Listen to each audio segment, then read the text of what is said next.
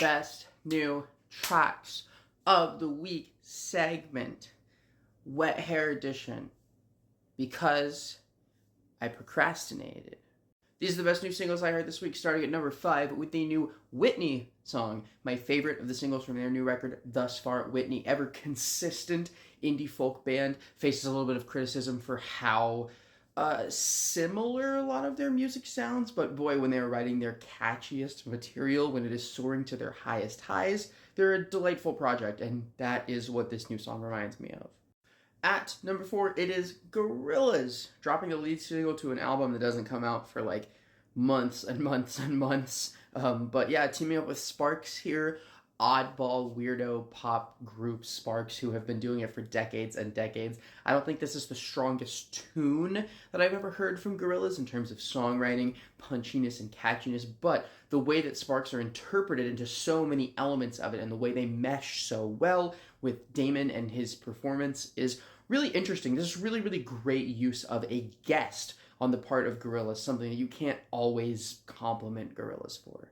At number 3, it's the A-side of the new Stereolab single that dropped. Stereolab, still doing it also decades into their career, dropped a pretty good, pretty consistent album earlier this year, and it's clear that they're just a machine for pumping out great material, because this is kind of giving leftover track, and yet it is just as snappy, just as good, just as delightful to listen to sonically, with its layers, with its intertwined sonic elements and beautiful gentle vocals as all of the rest of the album.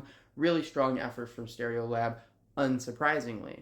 A little bit more surprisingly, in terms of just how much I liked it, at number 2, Slater with Cannibalism. Yeah, I thought that her last single, Beat Up Chanel's, was fine. I thought her last album was fine. It's been a long time since I have liked a Slater song this much, and this just doesn't really sound like anything she's ever made before. It is a really propulsive pop song with this irresistible bass line and this weird odd vocal fry, and Slater taking her voice to all these weird yelpy places. She's really doing a lot of really interesting things that I'm not used to hearing from her, and the result is a really fascinating, really infectious, really, really good song.